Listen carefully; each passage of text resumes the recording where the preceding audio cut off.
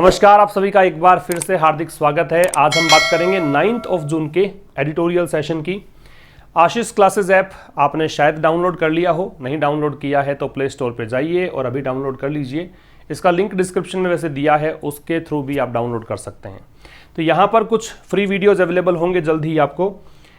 इसके अतिरिक्त आप बहुत सारे पेड कोर्सेज भी उपलब्ध हैं, जैसे कल से स्टार्ट हो रहा है the Hindu editorial analysis, cloze test parajumble का कोर्स अवेलेबल है, प्रीवियस ईयर पेपर्स हैं, ओल्ड एडिटोरियल्स हैं, ग्रामर बूस्टर हैं, so many things are there. तो आप यहाँ से एक्सेस कर सकते हैं।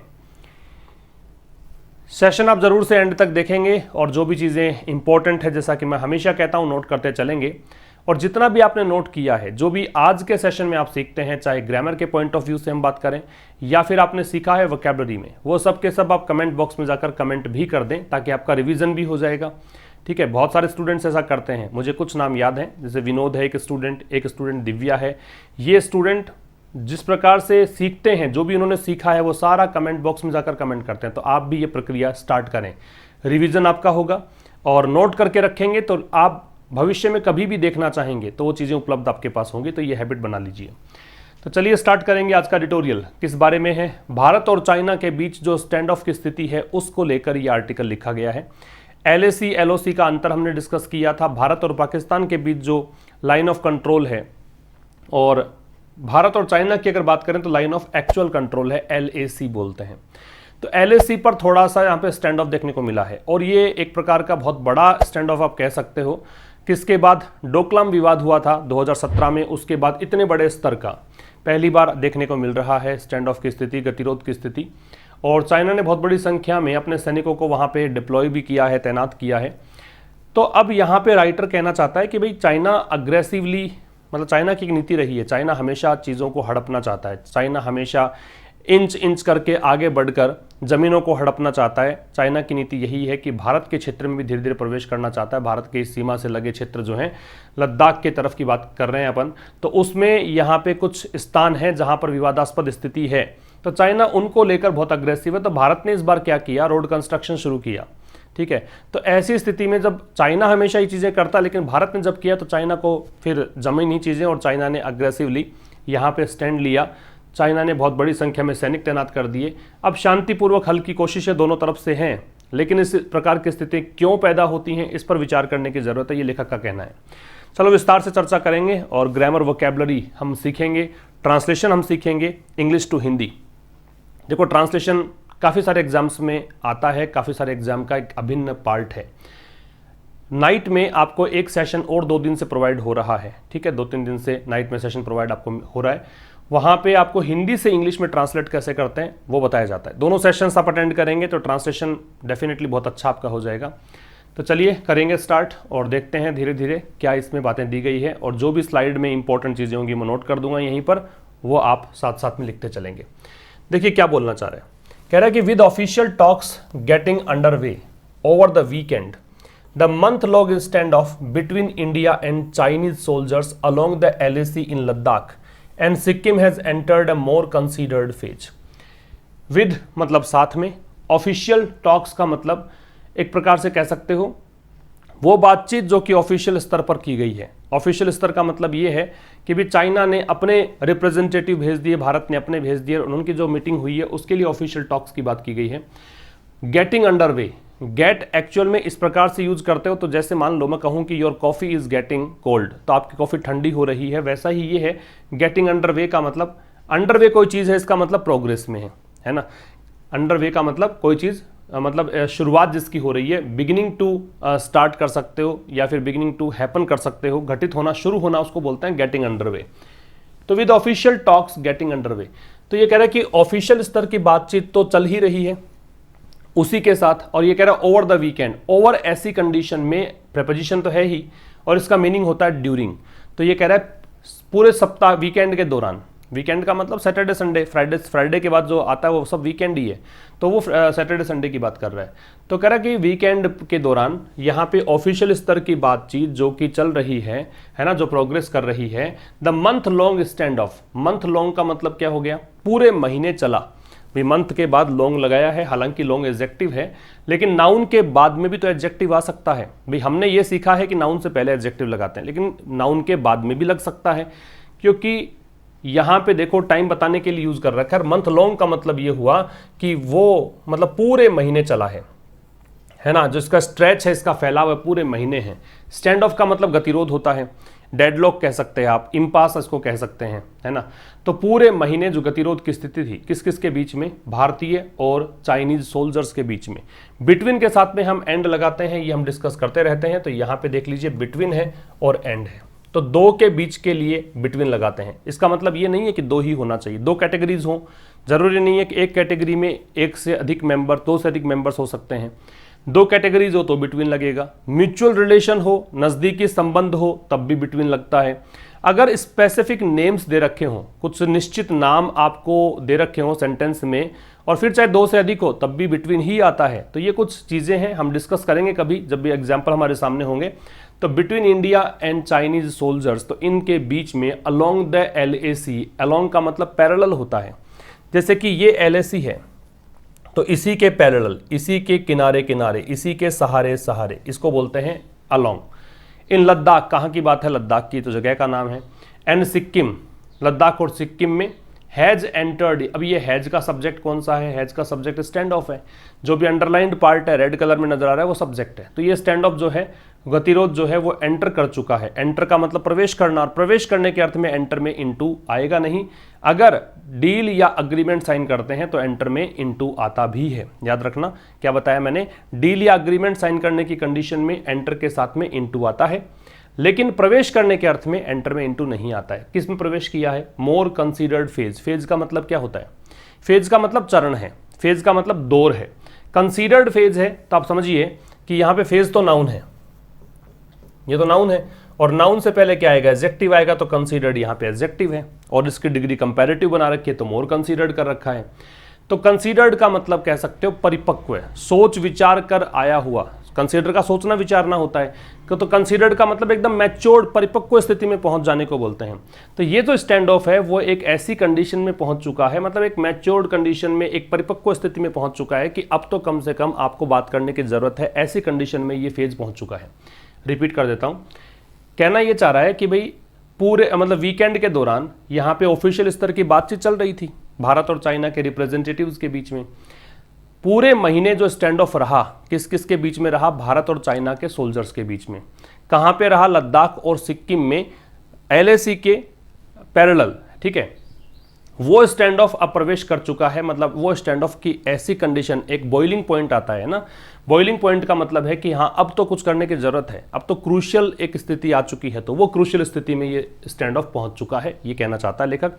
इस स्लाइड में देखो क्या खास था, इस स्लाइड में बिटवीन के साथ में एंड आएगा, ये पता होना चाहिए।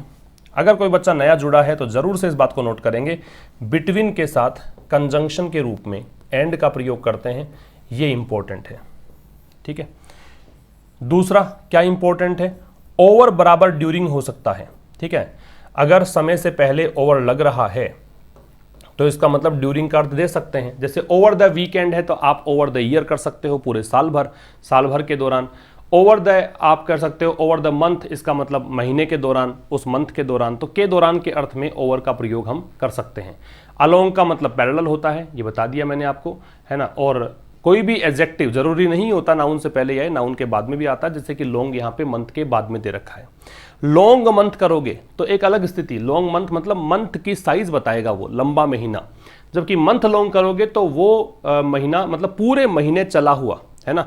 ऐसी कंडीशन जो पूरे महीने तक चली उसको बोलते हैं मंथ लॉन्ग। तो ये डिफरेंस हो जाएगा इन दोनों के अंदर। अब हम बात करते हैं अगले स्लाइड में। तो ये दो चीज़ों का आप जरूर से नोट कर लेंगे, स्क्रीनशॉट आप ले सकते हैं इसका। फेज का बताया मैंने, दौर होता है, चरण होता है, स्टेज होती है। एंटर का प्रवेश करना है, एंटर में कब लगता है इनटू, कब नहीं लगता है, ये बता दिया मैंने आपको। और इसका जो टाइटल आपको दे रखा है ना इस पैसेज का, स्टेप बाय स्टेप, तो यहाँ से भी आप सीख सकते हो, कदम दर कदम। एक ग्रामर का एक कॉन्सेप्ट यहाँ पे आता है, क्या आता है कि जब कोई दो एक जैसी नाउन आती हैं, जैसे नाउन 1 और नाउन 2, ये दोनों बराबर अगर हैं, जैसे स्टेप है ये नाउन 1 है, और फिर इधर भी स्टेप है ये नाउन 2 है, दोनों बराबर है कि नहीं, मतलब जो इधर है लेफ्ट में वही तो राइट में है। तो दोनों तरफ अगर एक जैसी नाउन हो और बीच में दे रखा हो क्या, प्रेपोजिशन, तो ऐसे कंडीशन में जब दोनों तरफ एक जैसी नाउन है और बीच में प्रेपोजिशन है तो दोनों नाउन्स जो हैं वो सिंगुलर होती हैं। ये ग्रामर में आपसे पूछते हैं, काफी बार कॉमन एरर का प्रश्न में दिया गया है ये। तो ये दोनों ही सिंगुलर आएंगे, ये भी सिंगुलर होगा और ये भी सिंगुलर। और एक काम की बात ये भी है कि इसके साथ जो वर्ब लगाओगे वो भी कैसे लगाओगे, सिंगुलर ही लगाओगे। बात समझ में आ रही है आपको? अगर दो एक जैसी नाउन है, प्रेपोजिशन से जुड़ी हुई हैं, तो प्रेपोजिशन यहाँ पे बाई है, ऐसे कंडीशन में दोनों नाउन जो हैं वो भी सिंगुलर होंगी और वर्ब जो आएगी वो भी कैसी आएगी, सिंगुलर ही आएगी।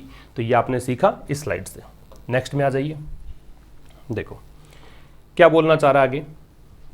आगे कह रहा है there was little expectation that the video conference on Friday held between external affairs ministry officials in Delhi and the Ministry of Foreign Affairs counterparts in Beijing and talks between the Le Ko commander with the South Xinjiang military region commander held in the Chushul Moldo region on China's side of the LAC on Saturday would bear fruit immediately।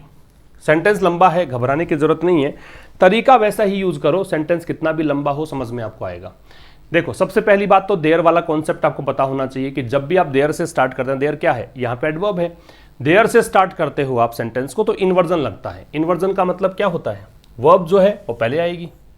With their से sentence का start होने पर, ये जो बच्चे नए हैं उनको नोट करना है, देयर से स्टार्ट होने पर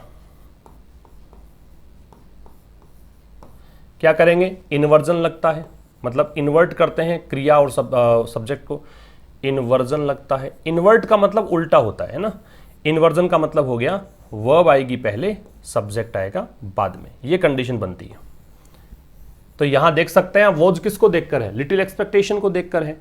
लिटिल के पहले देखो ना ए है और ना द है, ये भी बात एक बहुत इंपॉर्टेंट है। जब फ्यू और लिटिल से पहले ना तो ए लगता है ना द, इसको मतलब आप नेगेटिव मान लो, इसको ऐसा मान लो कि है ही नहीं, है ना के बराबर बोलते हैं, नेग्लिजिबल बोलते हैं।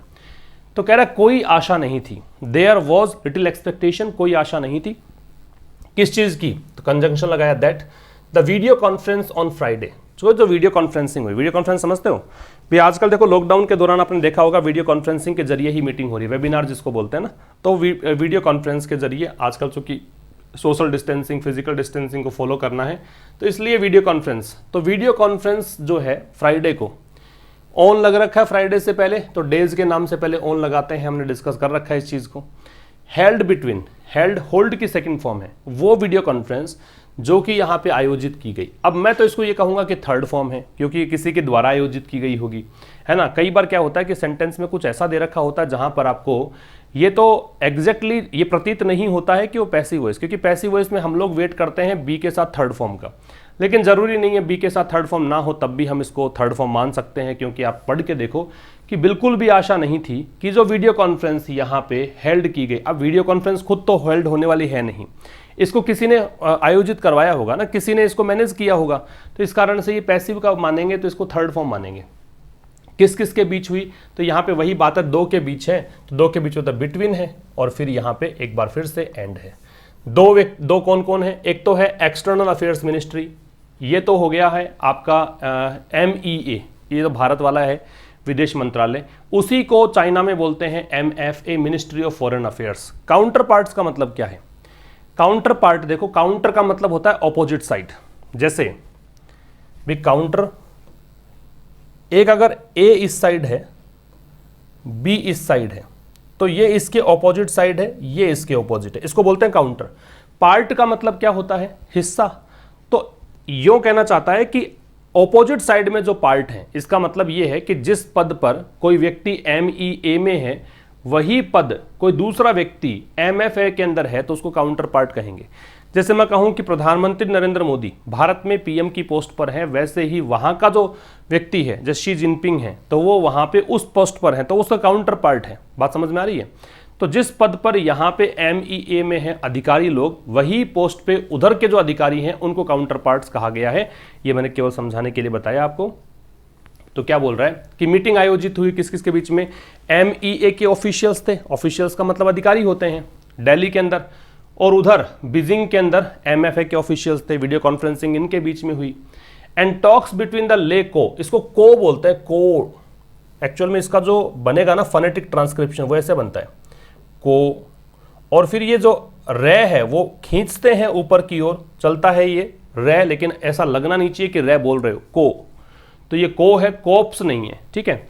इसका मतलब सैन्य टुकड़ी होती है, सेना की टुकड़ी होती है ना, उसको बोलते हैं को। तो क्या बोल रहे हैं कि भाई इन दोनों के जो अधिकारियों के बीच में वीडियो कॉन्फ्रेंसिंग हुई थी उसमें कोई आशा नहीं थी। वीडियो कॉन्फ्रेंसिंग हुई और टॉक्स हुई, बातचीत हुई। बातचीत किसके बीच में? ले को commander with the south Xinjiang military region commander. इधर तो भारत की तरफ से तो ये सेना की टुकड़ी, उधर की तरफ से ये south Xinjiang military region commander है, इनके बीच में। Held in the Chushul Moldo region, ये इस रीजन में, on China side of the LAC। भाई ये कहां पे है? ये है चाइना की साइड में, LAC के चाइना की साइड में। LAC का ये साइड भारत वाला, वो साइड चाइना वाला, उस साइड में। तो ये कह रहा है कि यहां पे इनके बातचीत जो हुई सैटरडे को, तो इसमें कोई आशा नहीं थी। फिर से आ जाओ इसी बात पर, कोई आशा नहीं थी कि ये क्या करेगा। ये देखो वर्ब यहां जाके लग रही है वर्ब, कि कोई आशा नहीं थी। किस चीज की आशा? कि यहां पे जो वीडियो कॉन्फ्रेंसिंग हुई है वो सक्सेसफुल रहेगी। इमीडिएटली का मतलब तुरंत, इमीडिएटली का मतलब तुरंत होता है। बियर फ्रूट का मतलब होता है सफल होना। फिलहाल लिख लो, मैं इसके सिनोनिम्स बता दूंगा। वुड बियर फ्रूट का मतलब है सफल होना। एक बार फिर से समझना, यहाँ पे सब्जेक्ट जो है वो एक तो लिटिल एक्सपेक्टेशन है, दूसरा जो है वो वीडियो कॉन्फ्रेंस है, तीसरा जो है वो टॉक्स है। ये 3 सब्जेक्ट इस पूरे स्लाइड में आपको नजर आ रहे हैं। अब ये कहना क्या चाह रहा है एक बार फिर से समझिए, किस सब्जेक्ट की वर्ब कौन सी है ये निकाल लेते हैं। There was little expectation, was है वो इसको देखकर, ठीक है। बिल्कुल भी आशा नहीं थी। किस चीज की आशा नहीं थी? कि जो वीडियो कॉन्फ्रेंस हुआ था फ्राइडे को, वीडियो कॉन्फ्रेंसिंग हुई थी, और ये बीच में यहाँ पे एक परिचय दे रहा है वीडियो कॉन्फ्रेंस किस किस के बीच में हुई थी। तो MEA के ऑफिशियल्स थे दिल्ली में, बीजिंग जो कि चाइना की राजधानी है उधर में उनके ऑफिशियल्स थे विदेश मंत्रालय के, इनके बीच वीडियो कॉन्फ्रेंस हुई। फिर और क्या हुआ? और यहाँ बातचीत हुई, ठीक है। वीडियो कॉन्फ्रेंस और बातचीत। बातचीत किसके बीच में? ले को कमांडर थे, इधर भारत की सेना की टुकड़ी थी लद्दाख में, इधर ले लद्दाख में, इधर इनका south Xinjiang military region commander था, ठीक है। इनकी बातचीत हुई। ये बातचीत कहाँ हुई? Held in the Chushul Moldo region on China side of the LAC। ये बातचीत आयोजित हुई चाइना की साइड में, LAC का जो चाइना साइड है इस रीजन में, ये रीजन का नाम है यहाँ पर। सैटरडे को ही, तो फिर देखो जैसे ऑन फ्राइडे है वैसे ही यहाँ पे क्या है? ऑन सैटरडे है। डेज के नाम से पहले ऑन है। अब मैंने एक बार पहले ही बताया था कि रटने की जरूरत नहीं है आपको, उस पर्टिकुलर डे पे कोई काम हुआ है। तो ये शुक्रवार की बात है, ये घटना कब की है? सैटरडे की है, इस कारण से ऑन आ रहा है। अगर वो घटना उस समय स्टार्ट होकर आज तक चलती तो फिर आप सिंस लगाते, ऑन नहीं लगाते, ठीक है। फिर कह रहा है वुड बियर फ्रूट इमीडिएटली। अब ये दोनों चीजें, अब ये वुड बियर इसको देखकर नहीं था एक्सपेक्टेशन देखकर, ये वुड है इनको देखकर कि वीडियो कॉन्फ्रेंस जो हुआ, टॉक्स जो हुई, वो यहाँ पे सफल हो जाएगी, इस बात की कोई एक्सपेक्टेशन थी नहीं।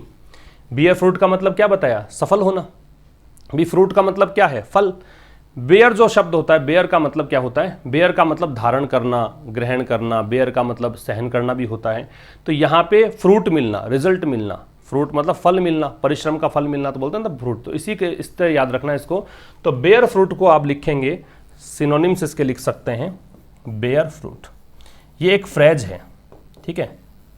बेयर फ्रूट एक फ्रेज है।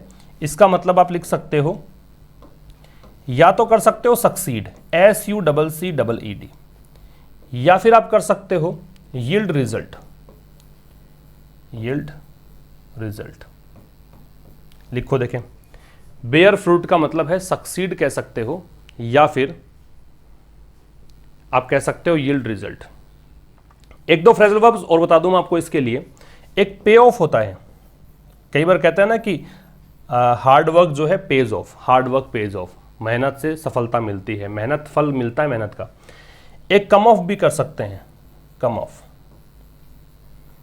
ठीक है। एक डू द ट्रिक भी होता है, एक फ्रेज और होती है इसके लिए, डू द ट्रिक। ये कुछ नया हो सकता है आपके लिए, यूज करोगे बार बार में याद आ जाएगा, समझ में मतलब आपको याद रहेगा ये चीजें। डू द ट्रिक मतलब कोई भी चीज सीखते हो आप, उसको आप हमेशा सेंटेंस में यूज करके देखो। अगर सेंटेंस में यूज करना नहीं आता तो हिंदी सेंटेंसेस के बीच में यूज करके देखो। जैसे हार्ड वर्क जो है पे ऑफ करता है, ठीक है। इसी प्रकार से आप अगर मेहनत करोगे तो आप सक्सीड होंगे, सफल होंगे। आप एक प्रकार से जैसे वो उसने बहुत मेहनत करी और उसका मतलब अच्छा रिजल्ट उसका आया एग्जाम में, तो एक प्रकार से क्या था वो उसने मतलब डिड द ट्रिक कर सकते हो, भाई पास्ट में करो डिड द ट्रिक कर दो। तो ऐसे आप इन सेंटेंसेज में यूज करोगे ना तो ये सारे चीजें याद रहेंगी आपको। तो बेयर फ्रूट का मतलब नोट कर लेंगे, सक्सीड, यील्ड रिजल्ट, पे of, come of, do the trick, सफल होना। ठीक है, तो ये था इसके अंदर। इमीडिएटली है, एडवर्ब है, इमीडिएटली का मतलब तुरंत है।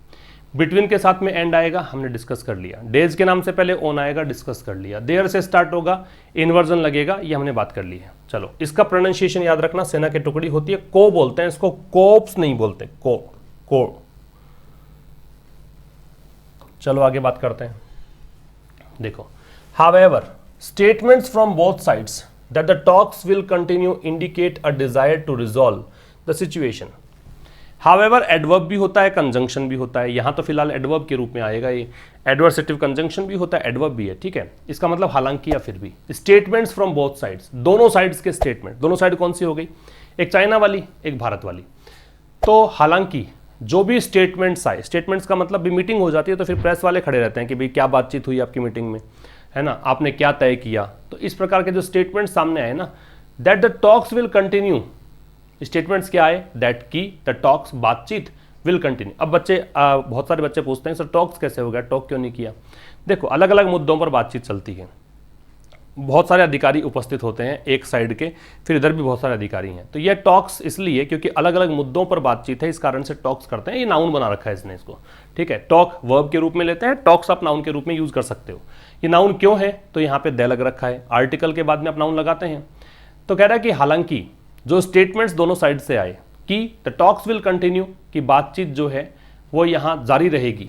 ठीक है, इंडिकेट, अब ये इंडिकेट किसको देखकर? टॉक्स को देखकर। टॉक्स प्लूरल है तो ये प्लूरल आ गया। ये दर्शाता है, संकेत देता है, अ डिजायर, किसका संकेत है? कि एक इच्छा है।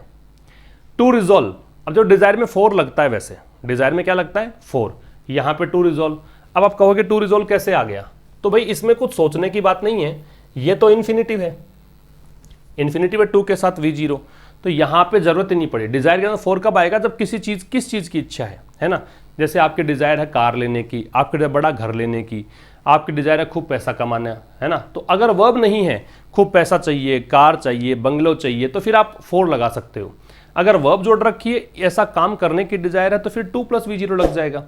तो कह रहा है कि भी हालांकि स्टेटमेंट्स दोनों साइड से आए कि बातचीत जो है जारी रहेगी, तो ये जो टॉक्स हैं ये यहाँ पे संकेत देती हैं, सॉरी स्टेटमेंट संकेत देते हैं। टॉक्स यहाँ पे सब्जेक्ट नहीं है, स्टेटमेंट सब्जेक्ट है। देखो, हालांकि स्टेटमेंट दोनों साइड से जो आए कि बातचीत जारी रहेगी, इस टॉक्स का जो वर्ब है वो ये वाला है, और स्टेटमेंट्स की वर्ब है ये वाली है। कि ये स्टेटमेंट्स यहाँ पे इंडिकेट करते हैं कि अ डिजायर की एक इच्छा है टू रिजॉल्व। रिजॉल्व का मतलब क्या होता है? हल निकालना। तो इच्छा है हल निकालने की, द सिचुएशन, स्थिति की। अब सिचुएशन से पहले द क्यों आया? तो मैं तो देखो हमेशा ये कहता हूं कि जनरली आपको अगर किसी नाउन से पहले द लगता है ना, तो आप उसके आगे क्वेश्चन मार्क पुट कर दो और उससे पूछ लो कि ये किस बारे में है। अगर आंसर मिलता हो तो द लगा दो, नहीं मिलता हो तो द हटा दो। तो अगर मैं पूछूं यहाँ पे सिचुएशन कौन सी, तो पता लग जाएगा कि चाइना भारत के बीच जो स्टैंड ऑफ की स्थिति है उसकी बात ये कर रहा है, इसलिए यहाँ पे द का प्रयोग है। ठीक है, टॉक्स से पहले द क्यों है? क्योंकि बातचीत किन किन के बीच में हम बात कर चुके पिछले स्लाइड्स के अंदर, तो ये भी निश्चित है, इस कारण से द लग रहा है। फिर कह रहा है the MEA and the MF, ये तो समझ गए होंगे आप। ये तो ministry of external affairs Bharat वाले बोलते हैं, चाइना वाले इसी को बोलते हैं मिनिस्ट्री ऑफ फॉरेन अफेयर्स, विदेश मंत्रालय दोनों देशों के। हैव, चूंकि दो सब्जेक्ट हो गए, एंड से जुड़ गए, तो क्या प्लूरल वर्ब आएगी, इस कारण से हैव है। ऑल्सो रीइटरेटेड, रीइटरेट का मतलब होता है दोहराना। रीइटरेट का मतलब क्या होता है? दोहराना। तो ये वर्ड हम देखेंगे, रीइटरेट वर्ब है, ये लिख लेंगे आप, दोहराना। हैव ऑल्सो रीइटरेटेड, ऑल्सो की कंडीशन हम देख चुके हैं, ऑल्सो कहाँ कहाँ आता है। ऑल्सो हेल्पिंग वर्ब के बाद आता है, मैन वर्ब से पहले आता है, आ रखा है। तो इन्होंने दोहराया है देयर कमिटमेंट, कमिटमेंट मतलब प्रतिबद्धता, कि आप कमिटेड है कोई चीज़ को लेकर, है ना। जैसे आपने सलमान खान डायलॉग सुना होगा कि एक बार कमिटमेंट कर दिया तो मैं किसी की भी नहीं सुनता, अपने आप की भी नहीं सुनता। तो वो वाली कंडीशन यहाँ पे कमिटमेंट जो है वो प्रतिबद्धता है, आपने एक प्रकार से अपने आप से वादा किया है। तो इन्होंने अपने अपने वादों के प्रति, मतलब वादों को दोहराया। क्या वादा था इनका? Abide by. अबाइड के साथ यहाँ बाई लग रखा है प्रेपोजिशन, यहाँ पे है पालन करना। अबाइड बाई का मतलब क्या है? पालन करना। तो ये भी आप देख लेंगे, अबाइड के बाद में बाई है, ये ध्यान रखेंगे, और इसका मतलब क्या है वो हम बात कर लेंगे। ठीक है, तो क्या कमिटमेंट था पालन करने का? पालन किसका करेंगे? अग्रीमेंट्स का। अग्रीमेंट्स क्या होते हैं? समझौते या फिर सहमति। किस किस के बीच में? दो यहाँ पे नेता हैं, भारत की तरफ नरेंद्र मोदी, चाइना की तरफ से शी जिनपिंग। विच केम आफ्टर, ये विच किसके लिए आ रहा है? तो विच यहाँ पे आ रहा है, ये अग्रीमेंट जो हुए थे, came after the last big stand of. कब आए थे एग्रीमेंट, कब हुए थे ये केम मतलब आए थे, आफ्टर मतलब बाद में, the last big stand of, पिछली बार जब बड़ा एक गतिरोध देखने को मिला था। स्टैंड ऑफ हमने बताया, डेडलॉक, ग्रिडलॉक, इम्पास, ये सब होते हैं। पिछला जो बड़ा विवाद हुआ था कहाँ पे हुआ था? डोकलाम में। तो ये जगह का नाम है, एक पर्टिकुलर छोटे जगह का नाम हो ना, वहाँ पे एट लगता है। कब की बात है? 2017 की। टू नॉट अलाउ, और किसकी बात हुई थी? To not allow differences. Differences का मतलब मतभेद। एस्केलेट का मतलब बढ़ना, एस्केलेट सोर होना, रॉकेट, ये बता दूंगा मैं आपको इसके सिनोनिम्स क्या हैं, ये भी आप नोट कर लो, है ना, ये वर्ब है। तो उसमें ये बात हुई थी कि भी हम हमारे मतभेद जो है ना उनको मतलब एस्केलेट नहीं होने देंगे। डिस्प्यूट्स में मतभेद हैं, ठीक है, लेकिन हम इनको विवादों में तब्दील नहीं होने देंगे, बदलने नहीं देंगे, ये तय हुआ था। मैं रिपीट कर देता हूँ। तो ME और MFA के जो ऑफिशियल्स हैं ना, उन्होंने क्या किया कि यहाँ पे अपनी प्रतिबद्धता को रिपीट किया। उन्होंने दोहराया कि हम कमिटेड हैं किस चीज़ को लेकर, कि जो अग्रीमेंट्स हुए थे हमारे दोनों देशों के जो प्रधान हैं उनके बीच में, और उनका हम पालन करेंगे। और क्या अग्रीमेंट्स हुए थे? अग्रीमेंट्स कब की बात है? डोकलाम विवाद के बाद। डोकलाम के लिए कहा कि पिछला सबसे बड़ा विवाद यही था, 2017 की बात है। इसमें ये एग्रीमेंट्स हुए थे कि भी हम लोग जो है डिफरेंसेस को बढ़ाकर डिस्प्यूट में नहीं बदलने देंगे, ये सब बातें की। अब देखो रीइटरेट जो है, इसके लिए एक तो आप नोट कर लेंगे इटिरेटी। अगर री हटा दोगे और इटिरेट कर दोगे तब भी इसका मतलब सेम ही है। अगर रीस्टेट कर दोगे तो भी मतलब यही है। अगर से अगेन कर दोगे तब भी यही है। फिर से कहना, नोट कर लीजिएगा, इटरेट कर दो, रीस्टेट कर दो या फिर से अगेन कर दो, इन सब का मतलब क्या है? फिर से कहना। इसके लिए एक बहुत ही खूबसूरत सी फ्रेजल वर्ब होती है, हाप ऑन। हाप ऑन का मतलब होता है एक ही राग अलापना। हाप होती वीणा, एक वाद्य यंत्र होता है, सरस्वती, माँ सरस्वती के हाथों में वाद्य यंत्र देखा होगा आपने, हाप उसको बोलते हैं।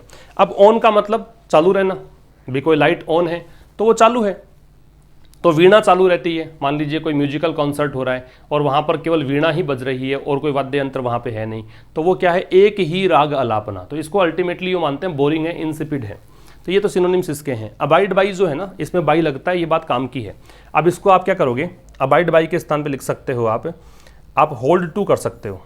अब बस प्रेपोजिशन याद रखना है किस में क्या लगता है, होल्ड टू आ जाएगा, ठीक है। इसके अलावा आप क्या कर सकते हो? इसमें एडहेर टू कर सकते हो, ADHERE, टू लगता है इसमें, ठीक है। इसके अलावा स्टिक टू होता है, तो स्टिक में क्या लगता है? टू लगता है, ठीक है। लिखो ये सब, स्टिक टू होता है, होल्ड टू होता है, एडहेर टू होता है, सीधा सीधा करना चाहो तो ओबे भी होता है, कन्फर्म लिखना चाहो तो इसमें टू लगता है। तो ये सब का मतलब पालन करना है। तो ये प्रेपोजिशन भी बहुत इंपॉर्टेंट है, कई बार आपको क्लोज टेस्ट में प्रॉब्लम आ जाती है अगर आपको ये सब चीज़ें पता नहीं होती हैं, तो ये ध्यान रखेंगे आप। एस्केलेट का मतलब बढ़ना है, तो सोर कर सकते हो, रॉकेट कर सकते हो,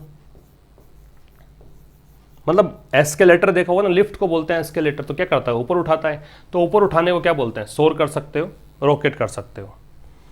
लिख लीजिए सब एस्केलेट का, ये सब के सब स्क्रीनशॉट ले लें आप, लिखने की जरूरत नहीं पड़ेगी।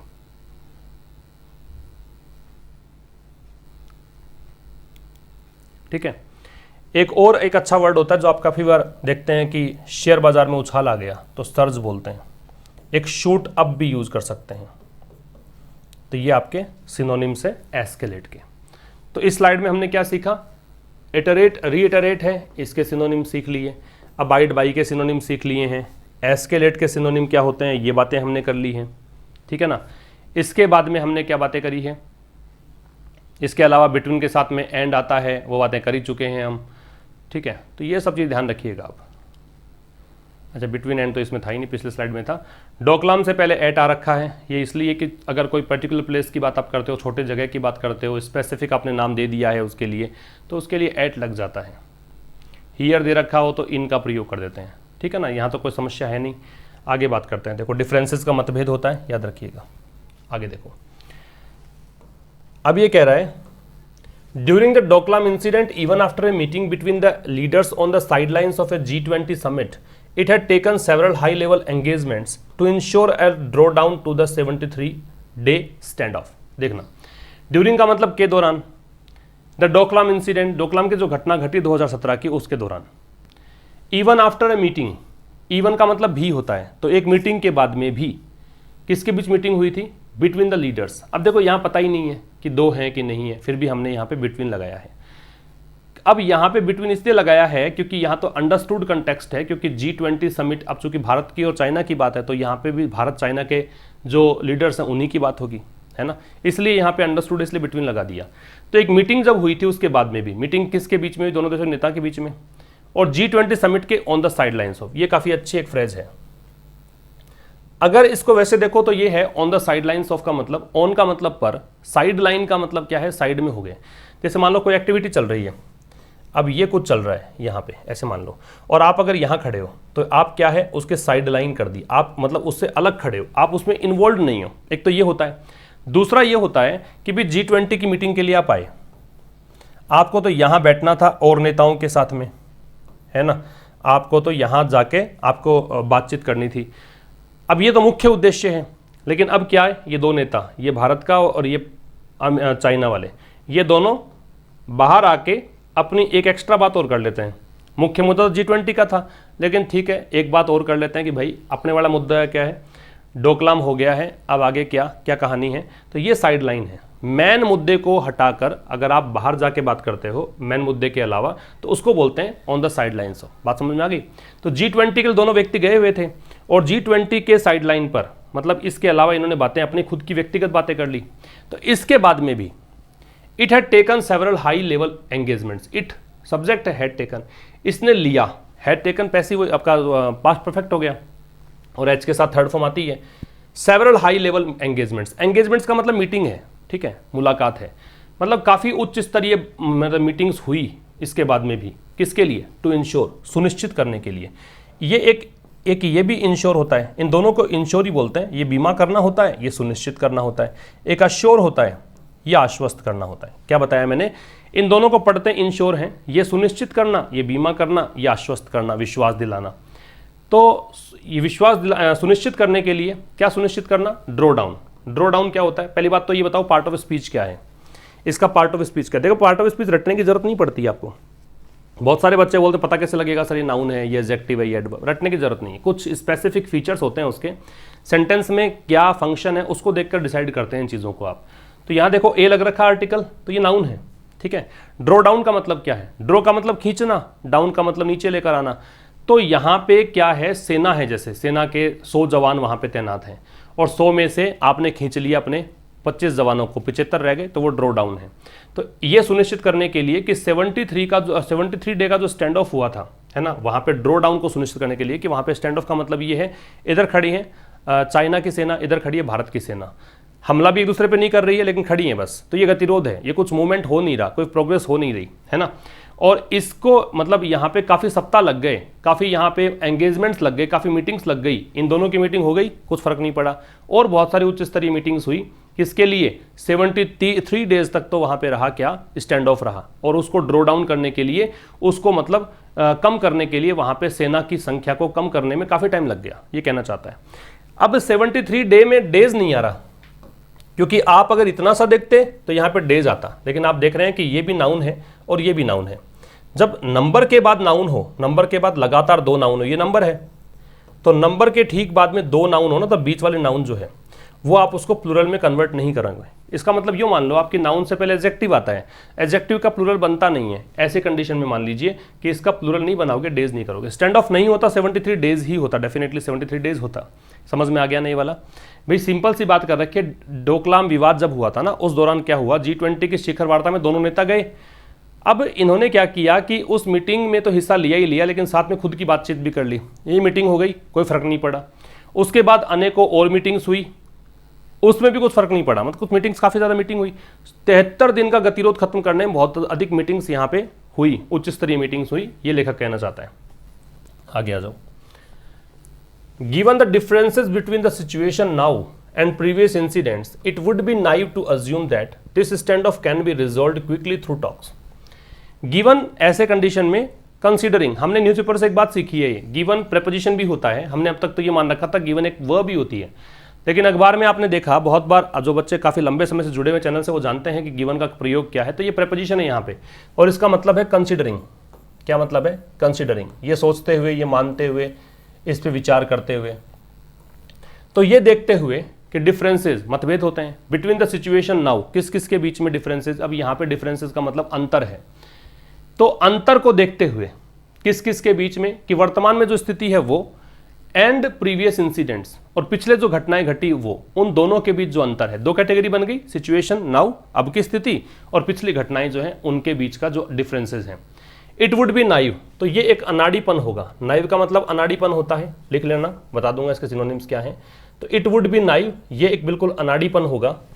टू अज्यूम, अज्यूम का मतलब होता है गैस करना, अनुमान लगाना। क्या मतलब होता है इसका? गैस, अनुमान लगाना। तो ये अनाड़ीपन होगा अगर आप ये मान लेते हो दैट दिस स्टैंड ऑफ, की दैट मतलब कि दिस स्टैंड ऑफ, ये जो गतिरोध है, मतलब अब फिलहाल बना हुआ है, ये कहाँ पे बना हुआ है? ये मतलब वहाँ पे कुछ जगह के नाम आपको दे रखे होंगे। ये देखो, Pangong Tso, Galwan valley and Gogra post, यहाँ पे कुछ जगह है, वहाँ पे ये बन रखा है। तो ये जो स्टैंड ऑफ है कैन बी रिजोल्व, पैसिव हो गया, इसको रिजोल्व किया जा सकता है क्विकली थ्रू टॉक्स। क्विकली ये एडवर्ब है, किसके लिए आ रहा है? रिजोल्व के लिए, ठीक है, इसको मॉडिफाई कर रहा है। थ्रू टॉक्स का मतलब बातचीत के माध्यम से, थ्रू आता है माध्यम के लिए, तो बातचीत के माध्यम से रिजोल्व कर सकते हो। भूल है आपकी, ये मान मत लेना, ये कहना चाहता है। तो कह रहा है कि भाई आप जो अंतर है ना, डिफरेंसेस है, उसको देखते हुए कि वर्तमान की स्थिति अलग है, डोकलाम में जो हुआ, पिछले कुछ भी हुआ तो उनकी स्थितियां अलग है, इनको देखते हुए ये अनाड़ीपन होगा, ये बिल्कुल मतलब मूर्खता होगी अगर आप ये मान लेते हो कि ये स्टैंड ऑफ जो है उसको रिजोल्व किया जा सकता है बहुत जल्दी से, और कैसे? बातचीत के माध्यम से। अगर आप सोचते हो बातचीत होकर शांत हो जाएगा मामला, लगता नहीं है ऐसा, लेखक ये कहना चाहता है। नाइव क्या है? चलो आ जाते हैं नाइव पर। तो नाइव जो वर्ड है इसका मतलब होता है, ये सबसे पहली बात तो पार्ट ऑफ स्पीच में तो एडजेक्टिव है, गलबल बोलते हैं इसको, गलबल। गलीबल भी नहीं पढ़ते, गलेबल, GULLIBLE। वैसे तो इसकी स्पेलिंग देखो, गलीबल लगता है लेकिन गलेबल पढ़ें, गलेबल। तो ये मूर्खता है, गलेबल का मतलब मूर्खतापूर्ण, अनाड़ीपन। एक होता है क्रेडुलस, ये भी होता है जल्दी से विश्वास करने वाला। भाई किसी ने कह दिया, जैसे चाइना वाला ने कह दिया, टेंशन मत लो, कुछ नहीं करेंगे, कोई यहाँ पे विवाद नहीं है, हम चले जाएंगे, और आपने मान ली बात को कि ठीक है ये तो कह रहे हैं चले जाएंगे। तो ये क्या है? ये मूर्खता है, ये जल्दी से विश्वास करने वाली बात है। तो आर्टलेस, आर्टफुल कर तो धूर्तता होती है, आर्टलेस करोगे तो अनाड़ीपन हो जाएगा, लेस हो गया। ऐसे ही एक कैलो भी होता है, कैलो का मतलब इमेच्योरिटी है, मतलब परिपक्वता नहीं है आप में, आपको सोच विचार नहीं कर पा रहे हो, ये चीज़ें हैं, ठीक है। तो ये अनाड़ीपन होगा। आगे क्या क्या रखा है? द स्टैंड ऑफ, आगे कह रहा है the stand of is at more than one location including the finger areas of the Pangong Tso, Galwan valley and Gogra post in Ladakh and the Nakula pass in Sikkim, and it will require careful study to decide how to D induct soldiers. समझिए, the stand of, अब द लग रखा है क्योंकि stand of कौन सा है? अभी बिना बना हुआ जो गतिरोध उसकी बात कर रहा है। कहां पर? The stand of is, stand off singular है, इज सिंगुलर है। At more than one location, ये एक से अधिक लोकेशन पर है, ठीक है। ये स्टैंड ऑफ खाली डोकलाम में था 2017 में एक जगह पे, यहाँ पे एक जगह पे नहीं है, एक से अधिक लोकेशन पर है। इसमें कौन कौन से शामिल हैं? फिंगर एरियाज शामिल है। फिंगर एरियाज क्यों कहा इसको? देखो ये नाम है, क्योंकि एफ दे रखा है कैपिटल के अंदर, ये कोई फिंगर एरियाज वैसे मीनिंग नहीं निकालोगे, नाम है। क्यों? क्योंकि यहाँ पे जो ये इनकी जो एक शेप देखोगे ना आप, अगर आप मैप गूगल पे सर्च करोगे तो इसकी आकृति पाम की जैसे, हथेली की जैसे है, और ऐसा लगता है कि हथेली पर अंगुलियों का उभार है, कुछ ऐसा है ये, है ना। तो अंगुलियां उभार है, प्रोट्रूडिंग है ना, जटिंग आउट है अंगुलियां, तो इसलिए फिंगर एरियाज बोलते हैं। तो इसमें फिंगर एरियाज शामिल है कौन से? पैंगोंग त्सो, ये झील का नाम है, गैल्वन वैली है और गोग्रा पोस्ट है। इन जगहों पे गतिरोध है। कहाँ पे? लद्दाख में, और नाकुला पास है एक, ये नाकुला ला लगता है ना वहाँ पे चाइना की तरफ, इनका मतलब दर्रे हैं सारे, ये सब दर्रों के नाम हैं। और लद्दाख और नाकुला पास इन सिक्किम में, इस, ठीक है। And it will require careful study, और ये कह रहा है इट विल रिक्वायर, इसके लिए ज़रूरत पड़ेगी केयरफुल स्टडी, एक मतलब बहुत ही आपको गहन अध्ययन की जरूरत पड़ेगी, टू डिसाइड, ये तय करने के लिए कि how to D induct soldiers, कैसे डी इंडक्ट करें सोल्जर्स को। इंडक्ट क्या होता है? इंडक्ट का इंट्रोड्यूस करना होता है कि आपने सोल्जर्स इंट्रोड्यूस किए, वहाँ पे डिप्लॉय कर दिए। डी इंडक्ट मतलब हटा दो वहाँ सोल्जर्स को, तो सोल्जर्स को हटाने में टाइम लगने वाला है, कैसे हटेंगे उसके लिए आपको स्टडी करनी पड़ेगी। रिपीट कर रहा हूँ कि ये जो स्टैंड ऑफ है एक लोकेशन पर नहीं है, काफ़ी ज़्यादा लोकेशन पर है। कुछ नाम गिनाए हैं इसने, इस पे है, इसमें है, इसमें है। लद्दाख और नाकुला पास है सिक्किम, लद्दाख में भी विवाद है, सिक्किम में भी है। अब ये कह रहा है ये जो जगह थी ना 3-4, ये तो गिनाई लद्दाख में और ये जगह है वो सिक्किम में है, और ये कह रहा है कि इसके लिए काफ़ी ज़्यादा आपको अध्ययन करना पड़ेगा, सोचना पड़ेगा कि कैसे आप सोल्जर्स को वहाँ से हटेंगे, सोल्जर्स कैसे वहाँ पे डी इंडक्ट होंगे। तो यहाँ पे हमने देखा नाइव का सिनोनिम क्या है, गिवन प्रपोजिशन के रूप में है तो क्या मतलब होता है, अज्यूम का मतलब प्रिज्यूम हो सकता है, गैस प्रिज्यूम भी हो सकता है, गैस भी हो सकता है, अनुमान लगाना। आगे देखिए, आगे कह रहा है कि furthermore a status quo ante will require that Chinese soldiers vacate areas where they have dug in for weeks now. Furthermore मतलब इससे भी ज़्यादा, फर्दर का मतलब आगे, मोर का मतलब अधिक, तो आगे इससे और भी अधिक चीज़ें ये है कि स्टेटस क्यो एंटी, स्टेटस क्यो का मतलब यथास्थिति होता है और एंटी लग गया तो इसका मतलब पहले की यथास्थिति, पहले की condition. Will require that Chinese soldiers मतलब जो जैसी कंडीशन पहले थी ना, जो पूर्व एग्जिस्टिंग एक कंडीशन थी वैसी स्थिति जो है उसके लिए ज़रूरत पड़ेगी that Chinese soldiers vacate areas, कि चाइना के जो सोल्जर्स हैं वो क्षेत्र को खाली कर दें, वैकेट का मतलब खाली करना।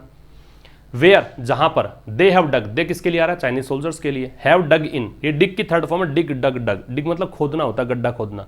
अब डग इन का मतलब क्या है, डिग इन, अब गड्ढा खोदा, इन का मतलब गड्ढे के अंदर जाके बैठ गए आप, तो आप वहां पे क्या है फर्मली आपने उस कंडीशन में अपने आप को स्थापित कर लिया कि मैं तो यहां से हिलूंगा नहीं, जम के बैठ गए आप। तो ये जहां पे जमकर बैठ गए ना, for weeks now, for weeks now emphasise करने के लिए आया है कि काफ़ी लंबा टाइम बीत गया है, इनको सप्ताह गुजर गए हैं, है ना, सप्ताह भर का टाइम हो गया है और ये वहां से हिल नहीं रहे हैं। एक सप्ताह ही नहीं, एक से अधिक सप्ताह वीक्स दे रखा, तो ये इम्फेसाइज करने के लिए दे रखा होता है, for weeks now, for months now, for years now, मतलब काफ़ी लंबा टाइम गुजर चुका है। तो कह रहा है इससे भी आगे जो पहले वाली कंडीशन लाओगे ना वापस, अगर आप कि सब स्थितियां बहाल करना चाहते, लॉकडाउन के पहले की कंडीशन, समझ रहे हो कि कोरोना नहीं आया, आम जिंदगी चल रही थी, तो वैसे ये जो स्टैंड ऑफ नहीं हुआ उससे पहले की जिंदगी कैसी थी, उसके लिए जरूरत क्या पड़ेगी कि चाइनीज सोल्जर्स वहां से खाली करके चले जाएं, अपने देश चले जाएं। और जहां पर अब ये एरियाज के लिए वेयर आ रहा है, ये एडवर्ब है, तो वो स्थान जहां पर इन्होंने अपने आप को काफी सप्ताह से जमा के रखा है, वहां बैठे हुए हैं, गतिरोध का मतलब ये बैठे हुए वहां पे। फिर कर nothing short of their full withdrawal should satisfy India, which means that more than talks on the ground and by diplomats, there is a need for a strong political direction for bidding to the PLA to do that. Nothing short of का मतलब कम ही होना, ठीक है ना, भी कोई चीज़ मतलब nothing, कोई भी चीज़ नहीं, short of their full withdrawal, their यहाँ पे किसके लिए आ रहा है, सोल्जर्स के लिए आ रहा है, फुल का मतलब पूर्ण, विड्रॉल का मतलब वापसी, पुल आउट करना एक प्रकार से। भी विड्रॉ कराते हो ना पैसे आप बैंक में जाके, तो क्या करते हो, पैसा आपने जमा करा है, विड्रॉ करा, पैसा वापस ले लिया आपने, तो वो विड्रॉ है। तो मतलब इससे कुछ भी और छोटी चीज़ नहीं चलेगी, मतलब इससे कम नहीं चलेगा, क्या उनका फुल विड्रॉल होना चाहिए, सैनिक जो है संपूर्ण रूप से वापस लौट जाएं। ऐसा नहीं है कि हमने 20 सैनिक बुलाए थे, 10 छोड़ दिए, 10 लेके जा रहे हैं, पूरा का पूरा विड्रॉल होना चाहिए। इससे कम मतलब सेटिस्फाई नहीं करेगा इंडिया को, है ना। यहाँ पे शुड एक सलाह भी एक प्रकार से कि सेटिस्फाई नहीं करनी चाहिए चीज़ें, मतलब भारत की शर्त ये कि पूरा का पूरा विड्रॉल हो, वहाँ सारे के सारे सैनिक वापस लौट जाएं चाइना वाले। इससे कम चीज़ें जो हैं वो यहाँ पे सेटिस्फाई नहीं करेंगी। अब यहाँ पे एक्चुअल में ये सब्जेक्ट ना होकर देयर फुल विड्रॉल सब्जेक्ट नहीं है, गलती से ये हो गया है, नथिंग यहाँ पे सब्जेक्ट है, नथिंग शॉर्ट ऑफ, ठीक है। तो इससे कम और कोई चीज़ सेटिस्फाई नहीं करेगी भारत को, विच मीन्स इसका मतलब ये है कि that more than talks on the ground, more than का मतलब से अधिक, टॉक्स का मतलब बातचीत, तो बातचीत से ज़्यादा, ऑन द ग्राउंड का मतलब धरातल पर, ज़मीन पर। अब यहाँ पे ज़मीन का मतलब क्या है कि आप बातचीत करना चाहते हो, है ना, बातचीत का आधार लेकर बैठे हो, आधार के लिए बात कर रखा है। एंड बाय डिप्लोमेट्स मतलब कूटनीतिक जो होते हैं, राजनेता होते हैं, उसको डिप्लोमेट्स बोलते हैं, कूटनीति को डिप्लोमेसी बोलते हैं। There is a need for, need का तो फॉर लगता है, देयर वाली कंडीशन फिर से याद कर लो, मैंने क्या बताया था, इन्वर्जन लगेगा, तो इज लग रहा है ए नीड को देखकर, नीड क्या होने फोर लगता है कब, जब ये आर्टिकल दे रखा हो, है ना। नीड ऑफ द आर होता है वो एक अलग चीज़ है, वहाँ पे एक सीधी फ्रेज में आप अप्लाई नहीं कर सकते रूल्स को, वो फिक्स्ड फ्रेजेस हैं, लेकिन आपको यहाँ देखना है कि अ नीड दे रखा है क्योंकि आर्टिकल है इसलिए फोर है, अगर ए नहीं होता, आर्टिकल नहीं होता तो ऑफ लग जाता। तो कह रहा आवश्यकता किस चीज़ की है, स्ट्रॉन्ग पॉलिटिकल डायरेक्शन की, मजबूत राजनीतिक निर्देश मिले उनको, फ्रॉम बीजिंग मतलब बीजिंग से, to the PLA to do that, Beijing से लेकर PLA तक, बीजिंग का मतलब चाइना, PLA का मतलब ये पीपल लिबरेशन आर्मी है, वहाँ की सेना है, टू डू दैट ऐसा करने के लिए। रिपीट कर देता हूँ, भी भारत को सेटिस्फाई क्या चीज़ करेगी, पूरा विड्रॉल, उससे कम तो कुछ चलने वाला है ही नहीं। इसका मतलब ये हुआ विच मीन्स, अब ये विच इसलिए आ रहा है कि ये पूरी जो कहानी है ना, इसका मतलब ये हो गया कि that more than talks on the ground, कि बातचीत से ज़्यादा, ग्राउंड पर बातचीत आपने कर ली, ठीक है, बातचीत हो गई, एंड बाय डिप्लोमेट्स, और डिप्लोमेट्स के द्वारा, ठीक है भैया, आपने अपनी कूटनीतियाँ चला ली, आपने बातचीत कर ली, उससे भी ज़्यादा यहाँ पे आवश्यकता किसकी है, स्ट्रॉन्ग राजनीतिक निर्देश मिले Beijing to the PLA to do that, कि वहाँ के जो राजनेता वगैरह है ना, वो इनको मतलब यहाँ पे निर्देश दें कि वापस लौट आओ। बातचीत से हल नहीं निकलेगा, ये तो चाइना पे डिपेंड करता है वो क्या चाहता है। तो वो अगर कह दें कि वापस लौट आओ तभी तो जाएंगे या निकल कर, तो ये ज़रूरी है। आगे देखो, otherwise India must prepare for a long drawn stand off and manoeuvres aimed at ensuring China's pull back. Otherwise अन्यथा, अब क्या होगा, या तो ये हो जाएगा कि चाइना वाले सैनिक वापस लौट जाएंगे, ये नहीं लौटते हैं, ये ढीठ होकर बैठ जाते हैं, तो फिर अन्यथा इंडिया मस्ट प्रिपेयर, भारत को तैयार रहना पड़ेगा। मस्ट आ गया तो मतलब ये एक अंडर कंपल्सन कंडीशन है, ऑब्लिगेशन है, बाध्यता है, मजबूरी है आपकी कि भारत को तैयार रहना पड़ेगा किसके लिए, full for a long drawn stand of. Stand of गतिरोध होता है, अब गतिरोध में वो बैठे हैं तो भारत वाले भी जाके बैठ जाओ, है ना। तो भारत को एक लंबा खींचने वाला, लॉन्ग ड्रॉन मतलब काफ़ी लंबा खींचने वाला, काफ़ी लंबे समय चलने वाले स्टैंड ऑफ के लिए तैयार रहना पड़ेगा। एंड मनूवर्स, इसके स्पेलिंग बहुत इंपॉर्टेंट है, ये एग्जाम में आती है। इसका मतलब ट्रिक होता है मनूवर, इसको मनूवर बोलते हैं, MANOEUVRE, मनूवर नाउन है। मनूवर का मतलब ट्रिक है, बता दूंगा सिनोनिम्स इसके, एम्ड के साथ में एट लगता है ना, या फिर जो चालाकियां हैं जिसका लक्ष्य हो इंश्योरिंग चाइनाज पुल बैक, लक्ष्य क्या हो, चाइना के पुल बैक का लक्ष्य हो केवल, मतलब ये सुनिश्चित करना हो कि चाइना का पुल बैक हो। पुल बैक का मतलब विड्रॉल है, पुल का मतलब खींचना, बैक का मतलब वापस, चाइना अपने आप को वापस खींच ले, चाइना क्या है अपने वापस ले जाए, रिट्रीट कर ले, तो वो पुल बैक है। ये भी बात कर लेंगे पुल बैक क्या है। चलो दो चीज़ें सीख लेते हैं। पुल बैक, ये फ्रेजल वर्ब है। फ्रेजल वर्ब किसको बोलते हैं, फ्रेजल वर्ब का मतलब वर्ब प्लस प्रीपोजिशन, तो पुल तो हो गया वर्ब, बैक हो गया प्रीपोजिशन, तो ये पुल बैक हो गया फ्रेजल वर्ब। अब देखते हैं, देखो इन दोनों का मतलब क्या है। पहला वर्ड क्या था, मनूवर। मनूवर का मतलब होता है स्ट्रेटेजम, स्ट्रेटेजम, या फिर क्या कर सकते हो आप, कर सकते हो गैम्बिट, ठीक है, या फिर क्या कर सकते हो, ट्रिक कर सकते हो, लिखना देखें, ठीक है ना। ये सब क्या है, चालाकी के लिए है। ऊपर लिख देता हूं, प्लॉय भी कर सकते हो, रूज कर सकते हो, RUSE, ये सब सिनोनिम्स है मनूवर के, चालाकी, ट्रिक, युक्ति कौशल बोलते हैं इसको हिंदी में। पुल बैक का मतलब रिट्रीट करना है, पीछे हटना, रिट्रीट करना, या फिर विड्रॉल हो गया, विड्रॉल, रिट्रीट, पीछे हटना, ठीक है। एक अभी इससे पहले वाला स्लाइड में हमने देखा था पुल आउट, याद आ रहा है, पुल आउट का मतलब विड्रॉल है, ये भी हो सकता है, इसका मतलब भी विड्रॉल ही होता है। बैक ऑफ भी हो सकता है, ये बैक होके मुद्दे से ऑफ हो जाएं। ऑफ का मतलब सेपरेशन होता है, बैक का मतलब वापस जाकर और जो मुद्दा चल रहा है उससे ऑफ हो जाएं, सेपरेट कर लें अपने आप को, उसको बैक ऑफ बोलेंगे। तो रिपीट कर दूं, देखो क्या कहना चाह रहा है कि अन्यथा क्या होगा कि अगर ऐसा नहीं होता है कि चाइना वाले वापस नहीं जाते हैं, तो भारत को भी लंबे स्टैंड ऑफ के लिए तैयार रहना पड़ेगा, वहां पे बैठ जाओ। और manoeuvres aimed at ensuring China's pull back, और यहाँ पे किस पर तैयार रहना पड़ेगा, मतलब भारत को आश्रित होना पड़ेगा अपने युक्ति कौशल पर।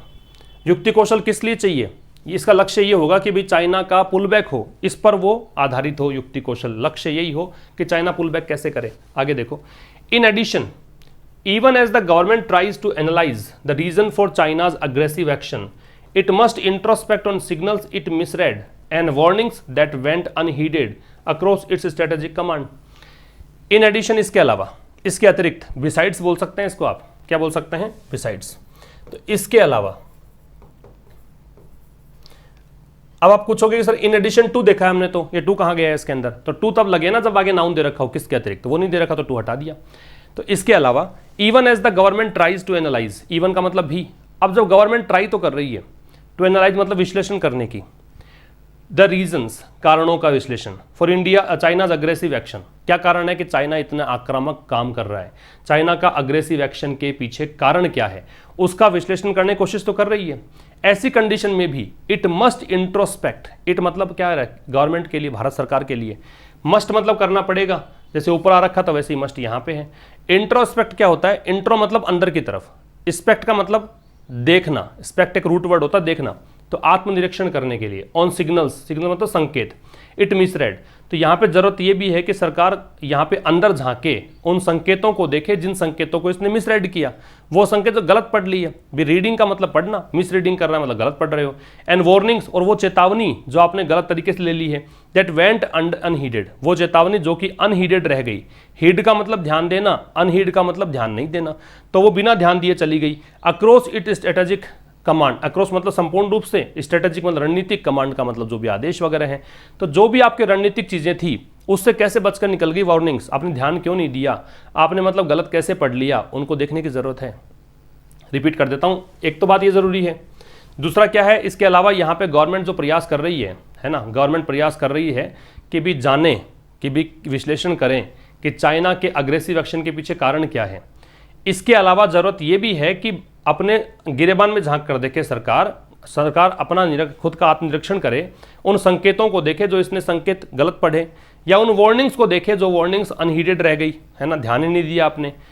अक्रॉस इट स्ट्रेटेजिक कमांड, जो भी रणनीतिक इसकी पहल थी, रणनीतिक जो भी मोर्चे पर सरकार जो फिलहाल कर रही है, उनके चलते भी मतलब वार्निंग्स कैसे अनहीडेड रह गई, कैसे आपने सिग्नल्स को नहीं पढ़ा, वो सब चीजें भी देखनी पड़ेगी।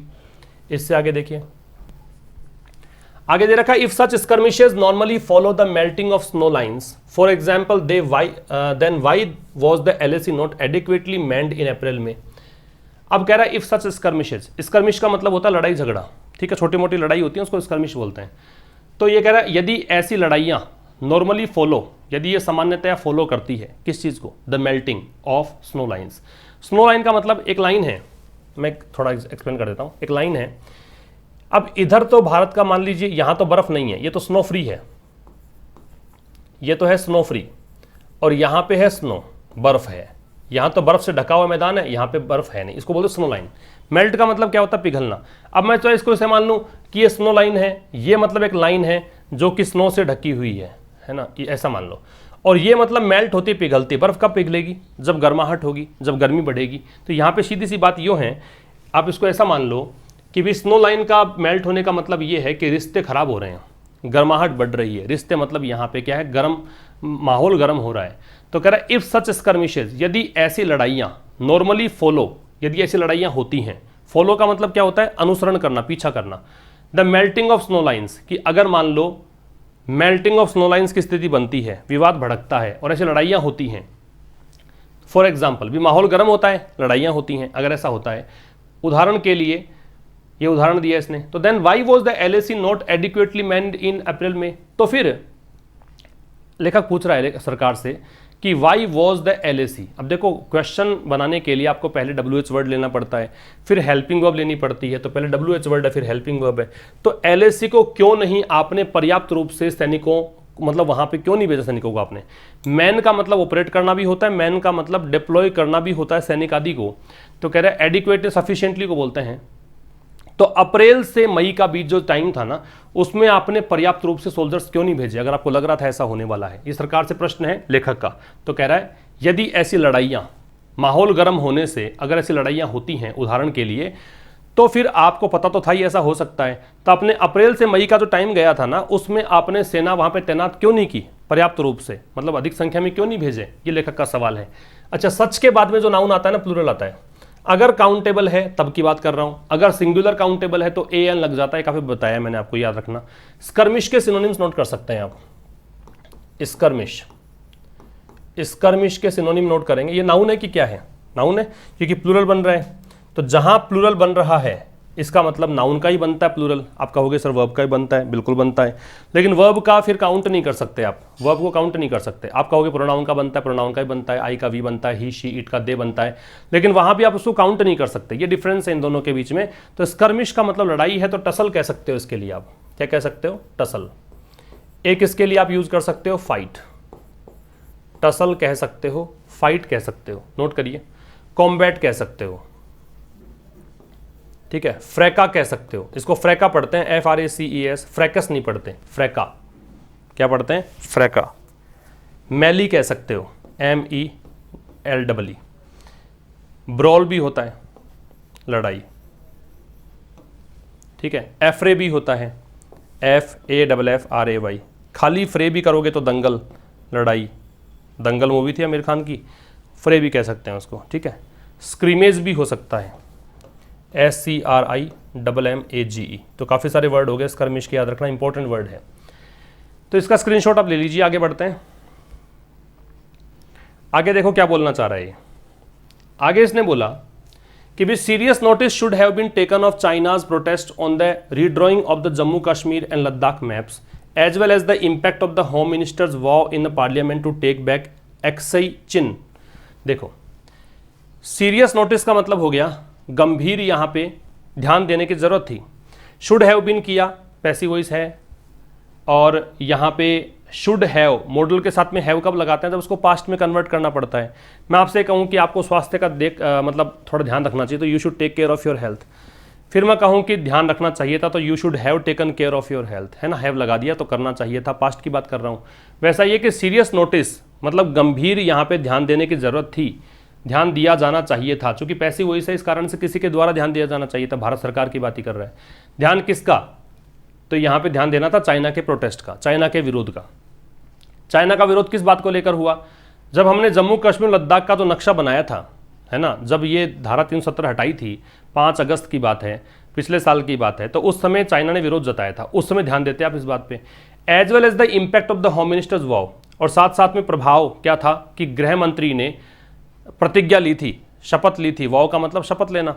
क्या शपथ ली थी पार्लियामेंट में कि हम अक्सई चीन लेकर रहेंगे। अक्सई चीन एक जगह का नाम है, चाइना का रिलेटेड पार्ट, मतलब कुछ ही मान लो, भारत मानता अपना पार्ट है, वापस लेकर रहेंगे। जब ये वॉ ली थी तो उसका इंपैक्ट क्या पड़ सकता, सोचना चाहिए था उस समय, समझ रहे हो। तो यहाँ पे गंभीर ध्यान देने की जरूरत थी चाइना के विरोध पर। चाइना ने विरोध जताया था जब भारत ने रिड्रॉ किया था जम्मू कश्मीर लद्दाख के नक्शों को। अच्छा, नक्शे बनाने की जो कला होती है ना, उसको कार्टोग्राफी बोलते हैं। यहाँ से सीखना इस वर्ड को, ये वन वर्ड में आता है काफ़ी बार, कार्टोग्राफी, नक्शा बनाने की कला, ठीक है, मैप्स वगैरह बनाने की कला कार्टोग्राफी बोलते हैं। तो कह रहा है कि भाई यहाँ पे सीरियस नोटिस को ध्यान दिया जाना चाहिए था चाइना के प्रोटेस्ट को लेकर, ठीक है, ध्यान देना चाहिए था कि चाइना ने आपत्ति जताई थी, मतलब चाइना के मन में कुछ ना कुछ तो है। दूसरा, यहाँ पे होम मिनिस्टर कौन, अमित शाह, काफ़ी अग्रेसिव है अपने स्पीचेस को लेकर। इन्होंने प्रतिज्ञा ली थी पार्लियामेंट में, पार्लियामेंट पहले दिन नहीं लगता है, ठीक है, ये बताया था मैंने आपको कल ही। संसद ने प्रतिज्ञा ली थी कि हम अक्सई चीन लेकर रहेंगे। प्रभाव उसका क्या पड़ सकता है, इंपैक्ट क्या हो सकता है, ध्यान उस पर भी देना चाहिए था। इससे आगे आ जाओ। आगे कह रहा है कि the defence minister has said that Chinese troops arrived in heavy numbers and therefore the government must also study what intelligence was received ahead of such movement when action was taken upon it. The defence minister, रक्षा मंत्री। अब रक्षा मंत्री has said, उन्होंने कहा है, that की Chinese troops, China की जो सैन्य टुकड़ियां हैं, ट्रूप्स सैन्य टुकड़ियां, अराइव्ड इन हैवी नंबर्स, उन्होंने कहा कि सेना की टुकड़ियां जो हैं, सेना जो है बहुत बड़ी संख्या में आई, एंड देयरफॉर इसीलिए the government must also study, सरकार को यहाँ पे स्टडी करना पड़ेगा। मस्ट आ गया, फिर से बाध्यता है। What intelligence was received, intelligence मतलब खुफिया जानकारी, कि क्या खुफिया जानकारी प्राप्त हुई, अहेड ऑफ सच मूवमेंट, ऐसे किसी भी मूवमेंट से पहले। अहेड ऑफ का मतलब होता है पहले, तो ऐसा कोई भी कदम चला चाइना ने तो उसके पहले की खुफिया जानकारी कैसे प्राप्त हुई, आपको वो सोचें। And when action was taken upon it, और जब इस पर कार्यवाही की गई तब क्या था वो सोचें। व्हेन, जब, action was taken, passive voice, जब कार्यवाही की गई, अपॉन इट मतलब इस बात को लेकर, तो क्या था वो सोचें। तो डिफेंस मिनिस्टर ने कहा है कि चाइना की टुकड़ियां जो हैं काफ़ी बड़ी संख्या में आई, और इसीलिए गवर्नमेंट को यहां पे स्टडी करना पड़ेगा किस चीज़ को लेकर, कि व्हाट इंटेलिजेंस वाज रिसीव्ड, की कौन सी खुफिया जानकारी यहां पे प्राप्त हुई, अहेड ऑफ सच मूवमेंट, ऐसी मूवमेंट से पहले, मतलब भारत को सूचना थी कि नहीं, आपको किसी ने इन्फॉर्म किया था कि नहीं किया, ऐसा चाइना स्टेप उठा सकता है, और जब इस पर एक्शन लिया गया, ठीक है, ये सब बताया।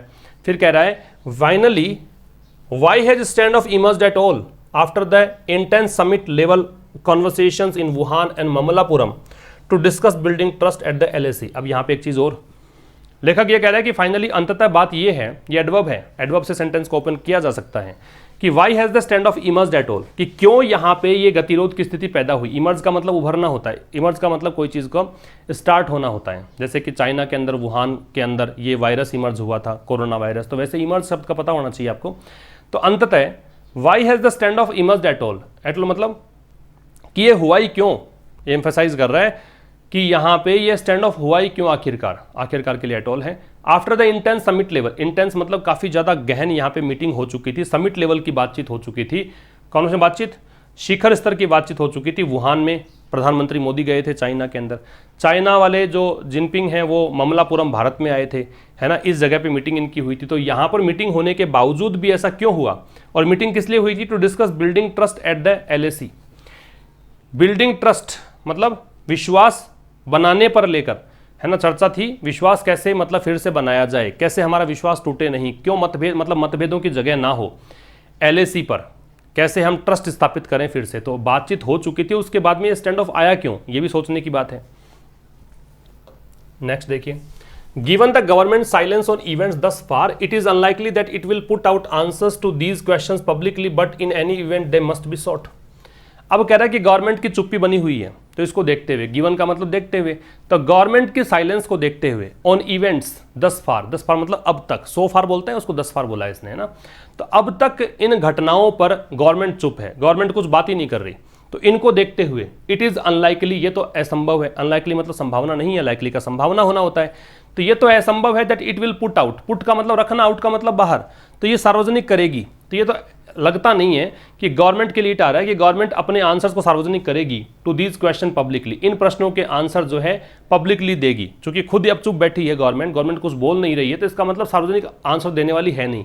बट इन एनी इवेंट, लेकिन कहीं ना कहीं यहाँ पे दे मस्ट बी सोट, दे यहाँ पे क्वेश्चंस के लिए आ रहा है, must be sought passive voice है, सोट मतलब डिमांड करना, तलाशना। तो इन प्रश्नों को तलाशना पड़ेगा, इन प्रश्नों के आंसर खोजने पड़ेंगे। तो गवर्नमेंट की चुप्पी बनी हुई है इन घटनाओं पर अब तक, तो ये असंभव है कि गवर्नमेंट इन प्रश्नों के आंसर जो है सार्वजनिक रूप से देगी, पब्लिकली देगी। बट इन एनी इवेंट, लेकिन किसी न किसी यहाँ पे घटनाक्रम में किसी न किसी क्षण इनको मतलब खोजना पड़ेगा, इन क्वेश्चंस का आंसर तो निकालने पड़ेंगे आपको, है ना। ये आंसर्स यहाँ पे सॉर्ट करने पड़ेंगे, ये आंसर्स के लिए आ रहा है दे, आंसर्स यहाँ पे सॉर्ट करने पड़ेंगे, ठीक है। सीक की थर्ड फॉर्म है सीक, फिर सेकेंड फॉर्म बनती है सॉर्ट, और थर्ड फॉर्म बनती है सॉर्ट। ये काफ़ी इंपॉर्टेंट, तलाशना, मांगना, ये सब होता है इसका। अब आ जाते हैं रिवीजन पर। तो अपटिक का मतलब होता है बढ़ोतरी, अपटिक का मतलब क्या होता है? बढ़ोतरी, वृद्धि। इंपोज का मतलब थोपना, ये वर्ड तो आपको पता ही है, लॉकडाउन इंपोज किया गया था, आपको पता होगा इस वर्ड का। ऑर्डिनेंस का आदेश, शन का मतलब बचना, एनशुइंग का मतलब परिणाम स्वरूप, ठीक है। तो अपटिक का बढ़ोतरी है तो ये जोड़ दो इंक्रीज से, इंपोज का थोपना है तो जोड़ दो फोइस्ट से, ऑर्डिनेंस का आदेश है तो आ जाएगा एडिक्ट, ठीक है। शन का मतलब बचना तो आ जाएगा इवेड, और एक बच गया एनशुइंग, फॉलोइंग, परिणाम स्वरूप, कॉन्सिक्वेंटली, सब्सिक्वेंटली भी हो सकता था इसका स्क्रीनशॉट ले लेंगे फटाफट से। तो ये था आज का आर्टिकल आपका 9 जून का, एक एडिटोरियल, फर्स्ट एडिटोरियल। हमेशा आपको पहला एडिटोरियल ही डिस्कस मैं करता हूं, तो वो हमने डिस्कस कर लिया है। Thank you very much for watching the video, जल्दी से शेयर कर दीजिए। मिलते हैं एक और वीडियो सेशन के साथ जो हिंदी से इंग्लिश ट्रांसलेशन पे बेस्ड रहेगा, तब तक के लिए नमस्कार, थैंक यू वेरी मच।